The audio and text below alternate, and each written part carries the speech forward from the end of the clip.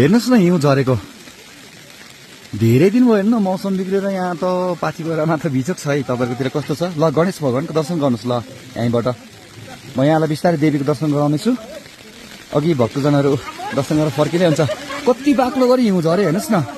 नमस्कार सेवारो अनि good morning. आज 2083 साल वैशाख 24 गते शिव भगवानको दर्शन गर्नुहोस् ल। बिहिबार धेरै दिन भइसक्यो, घरि पानी पर्ने, घरि हिउँ झर्ने। हिजो बेलुकाखेरि राम्रो गरी घाम लागेको थियो। म यहाँलाई देवीको दर्शन गराउने प्रयास गर्छु ल। यस्तै भए पनि हेर्नुहोस् है, कतिजना धेरै खुसी पनि हुनुभएको छ, कतिजनालाई चिसो भएर हेर्नु बच्चाहरूलाई गाह्रो पनि भएको छ। म यहाँलाई बिस्तारै देवीको दर्शन लड्नुको भयो, चिप्लिनु भयो। हेर्नुहोस् न, खुसी हुँदै फोटो भिडियो लिँदै हुनुहुन्छ। हेर्नुहोस् कति खुसी हुँदै हुनुहुन्छ भक्तजनहरू। बच्चाहरूलाई चाहिँ अलिकति चिसोमा गाह्रो हुन्छ।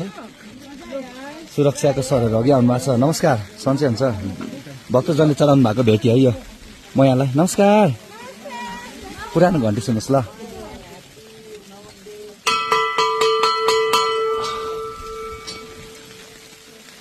कस्तो धेरै मौसम बिग्रियो यसपालि हेर्नु। गुरु दर्शन सन्चै हुन्छ।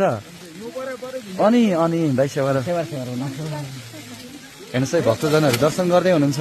पानी परेको, हिउँ परेको बेला बच्चा वृद्धलाई चाहिँ अलिकति गाह्रो हुन्छ। पाउको दर्शन यहीँबाट गर्नुहोस्। हेर्नुहोस् न, चुनरी ओढाउँदै हुनुहुन्छ भक्तजनहरू। एकदम चिसो छ। म यहाँबाट नमस्कार नमस्कार।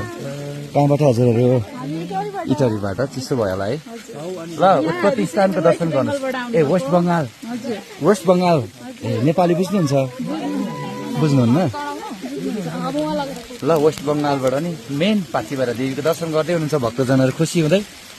अलिकति चिसो छ आज हेर्नुहोस् न। हिजो आज 2-3 दिन भयो चिसो भइरहेको छ।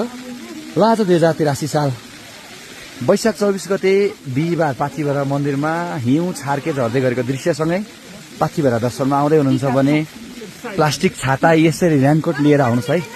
भन्नै सकिन्न, अबको मौसम थाहा नै हुँदैन। यहाँ सबैजनालाई पाथिभरा जय माता दी नमस्कार है। सबैजनालाई पाथिभरा मन्दिरबाट